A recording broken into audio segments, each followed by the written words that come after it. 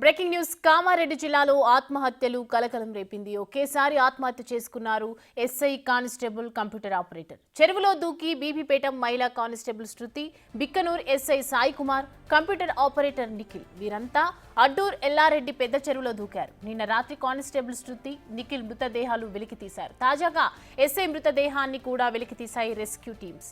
అర్ధరాత్రి 12:30 తర్వాత మహిళా కానిస్టేబుల్ నిఖిల్ మృతదేహాలు చెరువులో లభించాయి. Bikkanoor SI Sai Kumar cell phone బుధవారం మధ్యాహ్నం 3 గంటల తర్వాత స్విచ్ ఆఫ్ అయింది.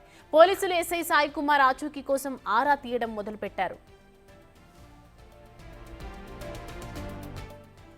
బీబీపేట పోలీస్ స్టేషన్లో పనిచేస్తున్న మహిళా కానిస్టేబుల్ శృతి బుధవారం ఉదయం విధులు ముగించుకొని ఇంటికి బయలుదేరింది.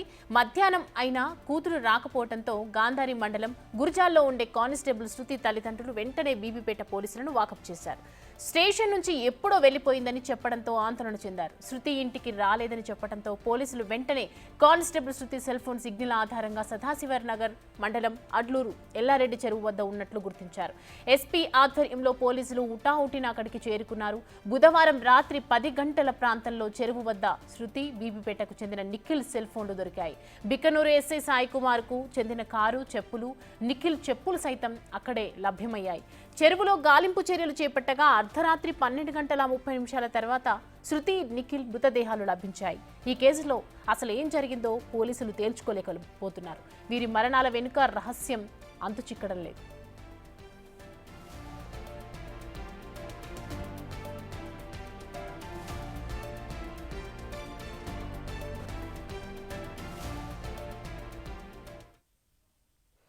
ఇదే అంశానికి సంబంధించి మరిన్ని అప్డేట్స్ అందించడానికి మా ప్రతినిధి రాజేష్ ఉన్నారు. రాజేష్, చెప్పండి, అంటే ముగ్గురు పోలీస్ డిపార్ట్మెంట్లో ఉన్న వ్యక్తులే అసలు ఆత్మహత్య చేసుకోవడానికి గల కారణం ఏంటి? కామారెడ్డి జిల్లాకు సంబంధించిన సదాశివ మండలం ఎల్లారెడ్డి పెద్ద చెరువులో బిక్నూరు సంబంధించిన ఎస్ఐ కుమార్ తో పాటు బీబీపేటలో పనిచేస్తున్న శృతి, అలాగే సొసైటీలో పనిచేస్తున్న నిఖిల్ ముగ్గురు కూడా ఆత్మహత్య చేసుకున్నారు. నిన్న జరిగిన ఘటనతో పాటు నిన్న నుంచి పెద్ద చెరువులో గజాయితగాలు గాలింపు చర్యలు చేపట్టారు. ఇప్పటికే రాత్రి సమయంలోనే శృతి, నిఖిల్ సంబంధించిన 2 మృతదేహాలు లభ్యమయ్యాయి. వారిద్దరిని కూడా ప్రభుత్వ జనరల్ ఆసుపత్రికి తరలించారు పోస్ట్ మార్టం నిమిత్తం. అయితే ఉదయం కూడా గాలింపు చర్యలు చేపట్టారు. ఎస్పీ సింధు శర్మ సంఘటన స్థలానికి చేరుకుంది.